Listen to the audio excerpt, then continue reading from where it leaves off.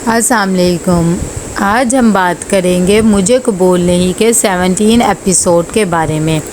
तो वीडियो शुरू करने से पहले हमारे चैनल को सब्सक्राइब कर लीजिए अगर अभी तक आपने नहीं किया, ताकि हमारी हर न्यू वीडियो आप तक पहुंच सके। यहाँ पर जैसे ही समन आकर बताती है कि सलमान मायरा से मिलना चाहता है तो वो एकदम हैरान हो जाती है, लेकिन उसकी दादी कहती है कि ये तो अच्छी बात है कि उसे होश आ गया, मायरा भी उससे मिलने जाएगी, तुम परेशान ना हो। शकील नहीं चाहता हम आए तो हम नहीं आएंगे। इस बात पर वो कहती है समन के चलो मैं नमाज़ पढ़ लूँ फिर हम जाएंगे। वो ये कह के नमाज़ पढ़ने चली जाती है। तभी उसकी दादी उसे समझाती है कि अब जो कुछ हो गया उसे भूल जाओ और वहाँ जाके अपने थप्पड़ का और बाकी चीज़ों का हिसाब किताब ना लेने बैठ जाना। नुदरत भी उसे समझाती है कि तुम्हें एक मौका और उसे देना चाहिए, वैसे भी जो कुछ हो गया चलो खैर है।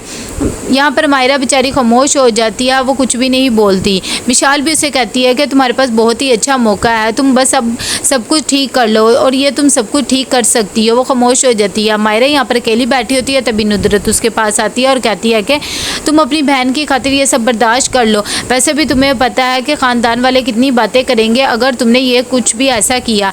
अगर तुम्हारी शादी ना हुई तो वो मिशाल की शादी भी नहीं करेंगे। तभी मायरा खामोश हो जाती है और समन के साथ चली जाती है। जैसे ही वो हॉस्पिटल जाती है तो शकील कहता है कि अभी नहीं मिल सकते, डॉक्टर राउंड कर रहा है। वैसे भी यहाँ पर कौन सा कोई मजमा है कि एक आए और दूसरा चल जाए। थोड़ी देर में मायरा जाती है सलमान से मिलने। सलमान उसे देखता है तो कहता है कि मैंने तो सोचा था कि तुम आओगी नहीं, मेरी खैरियत वगैरह नहीं पूछोगी। तब वो उसे कह देती है कि हाँ बताओ कैसे हो तुम, ठीक तो हो ना। सलमान कहता है कि मैं अपने दिल से सारी बदगुमानियाँ ख़त्म कर चुका हूँ। माना मैं बहुत ज़्यादा गलत था, लेकिन कहीं ना कहीं तुम भी बहुत ज़्यादा गलत थी, तुम्हें ऐसे मिलना नहीं चाहिए था।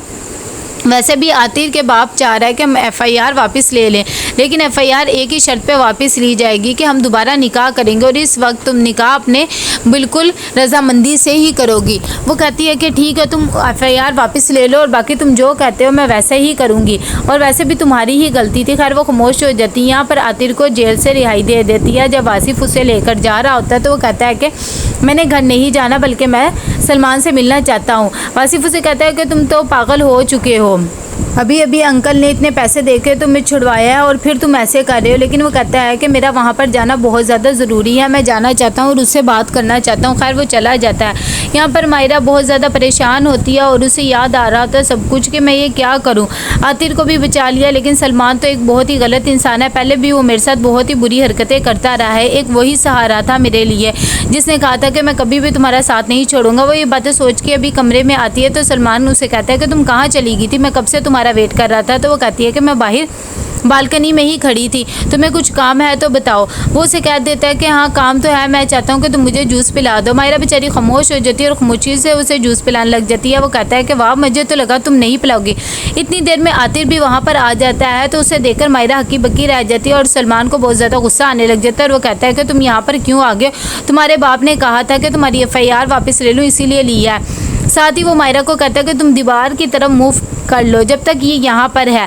मायरा बेचारी उसकी बात मान लेती है क्योंकि टाल नहीं सकती है और वो उसे कहता है कि अब यहाँ पर क्यों है। साथ ही वो उसे बता देता है कि मैं और मायरा अब दोबारा निकाह कर रहे हैं और अब पूरे होशोवास में कर रहे हैं, तुम्हें भी बुला लेंगे इस निकाह पर। आतिर उसे कहता है कि मैं तुम्हारी खैर खबर सिर्फ लेने आए थे। जैसे ही उसे निकाह के बारे में पता लगता है तो वो बहुत ज़्यादा हैरान हो जाता है, उसे समझ नहीं आ रहा था। दूसरी तरफ उसके वालिद बहुत ज़्यादा परेशान होते हैं। जैसे वो घर आता है तो उस पर गुस्सा होने लग जाते हैं कि तुमने हमें पुलिस स्टेशन तक का मुंह दिखा दिया, हद हो गई है, तुम एक लड़की के पीछे पड़े हो। उसकी अम्मी कहती है अच्छा चलें ठीक है, अभी वो आया है।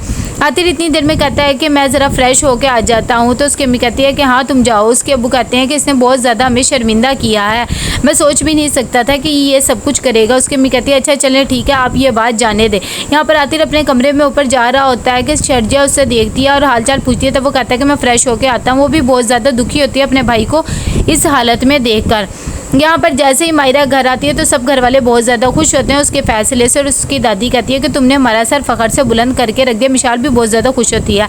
उसकी दादी कहती है कि बस अब तुमने ऐसे ही रहना है और कोई भी बदगुमानी अपने दोनों के दरमियान में आने नहीं देनी है, यही समझदारी की बात होती है। तुम्हारे बाप की रूह भी इस वक्त बहुत ज़्यादा खुश हो रही होगी। मिशाल भी कहती है कि तुम बहुत ही अच्छी बहन हो, तुमने सब कुछ ठीक कर दिया। यहाँ पर वो कह के चली जाती है मायरा। तभी नुदरत उसके पीछे जाती है। दूसरी तरफ आतिर बहुत ज़्यादा परेशान होता है, उसे कुछ भी समझ नहीं आ रहा होता है कि इसने इतने आगे आके पीछे क्यों मुड़ गई है। ये तो चाहती ही नहीं थी। यहाँ पर मायरा भी बहुत ज़्यादा परेशान होती है, तभी वो कहती है कि खैर है, मैंने आतिर की खातिर अपने आप को सारी ज़िंदगी मैं गुलामी में रख लूँगी। जैसे ही शर्जिया आतिर के पास आती है तो आतिर उसे कहता है कि मैं सोच भी नहीं सकता था कि वो मुझे धोखा देगी, उसे ऐसा क्या हो गया कि उसने ये सब किया। तब शर्जिया उससे कहती है कि मुझे लगता है कि FIR के दबाव की वजह से उसने ये सब कुछ किया, आखिर मैं भी एक लड़की हूँ।